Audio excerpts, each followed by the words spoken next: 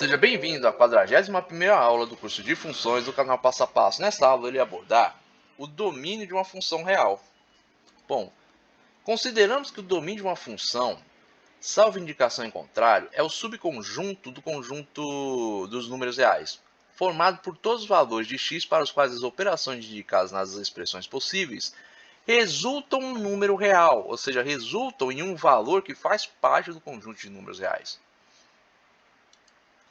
Tal função na qual o domínio é subconjunto dos números reais é chamada de função real.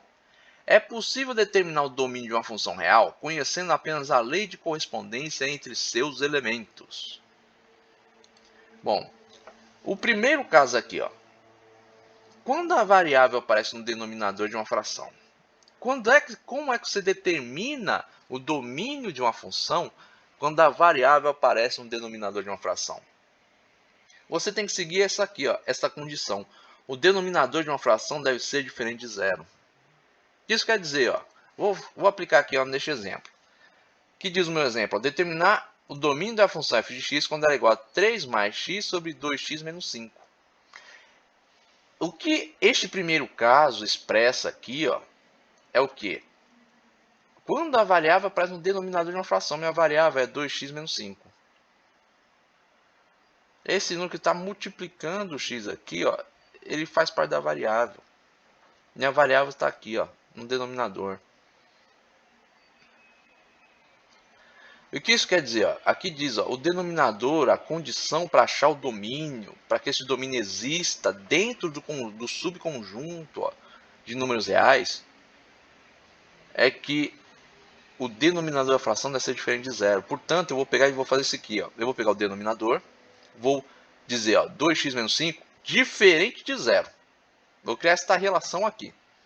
Aí eu vou isolar o quê? O 2 vezes x, passando o menos 5 para o outro lado.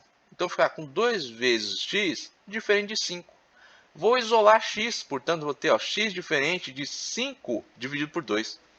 Então, o domínio dessa função vai ser igual a x, pertencendo aos números, ao subconjunto aqui, dos números reais, tal que x tem que ser diferente de 5 meios. Por que ele tem que ser diferente de 5 meios? Porque aqui, atendendo à condição, o denominador não pode zerar.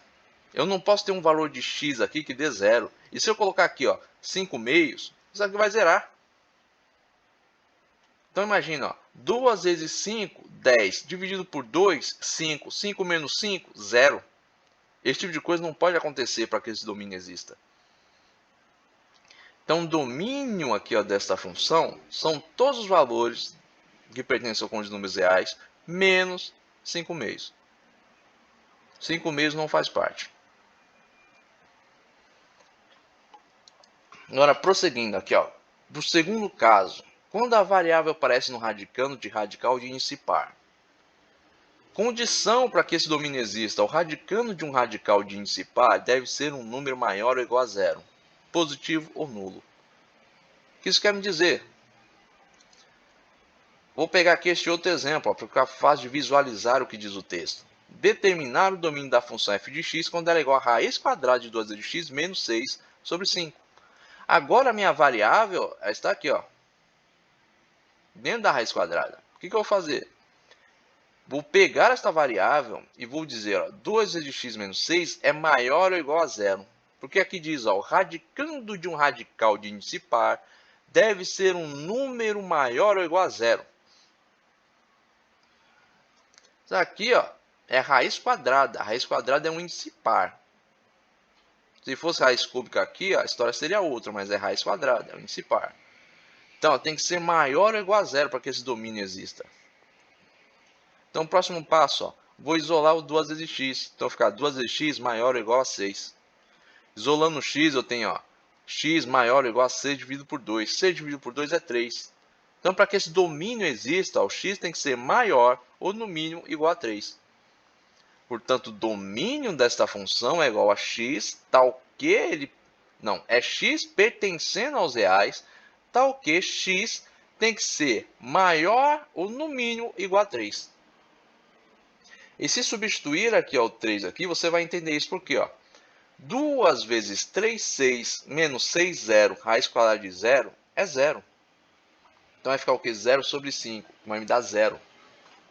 Agora, se eu tiver aqui um valor menor que 3, não vai dar certo. Ó. Imagina que eu tenho aqui ó, 2 no lugar do x. 2 vezes 2, 4. 4 menos 6, menos 2. Vai ficar raiz quadrada de menos 2. Não tem raiz quadrada de número negativo. Então, ó, faz parte do domínio dessa função todos os valores que vão de 3 para cima. Portanto, ó, no mínimo 3, no máximo o infinito. Ou seja, todos os valores positivos de 3 para cima. Agora vamos para a terceira condição aqui, ó, de como se determinar um domínio de uma função. Quando a variável aparece no radicando de radical de índice par e esse radical está no denominador de uma fração. Qual é a condição para determinar o domínio quando este caso aqui ocorre? Este caso é a reunião dos dois primeiros casos, logo o radicando deve ser maior que zero. No primeiro caso, ele tinha que ser diferente de zero. No segundo caso, tem que ser maior ou igual. Aqui, ele não pode ser zero, não pode zerar. Para ficar fácil de visualizar isso aqui, ó, um outro exemplo, que diz aqui, ó, determinar o domínio da função f de x quando ela é igual a 3 sobre a raiz quadrada de x mais 2.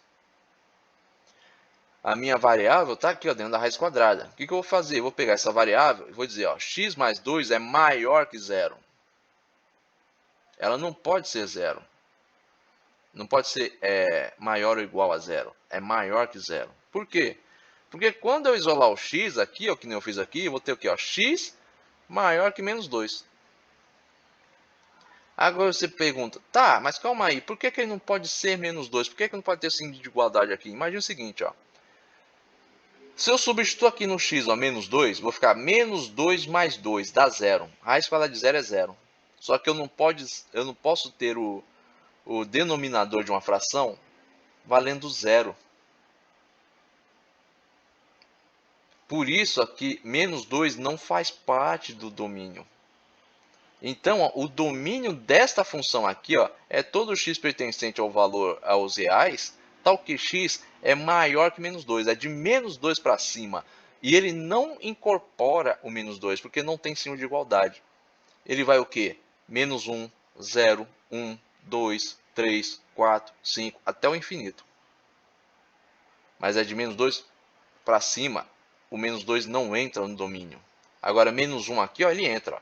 Se eu colocar aqui, ó, x igual a menos 1, vou ficar menos 1 mais 2, 1. Raiz quadrada de 1 é o próprio 1. 3 sobre 1, 3. Bom, com isso aqui eu encerro a explicação dessa aula. Se você gostou desse vídeo, deixa aí o seu like. Se você gostou desse canal, se inscreva. Se você tiver alguma dúvida ou crítica, coloque nos comentários. Tenha bons estudos e até a próxima aula. Na próxima aula eu irei abordar mais exercícios para ficar mais fácil de entender este conteúdo.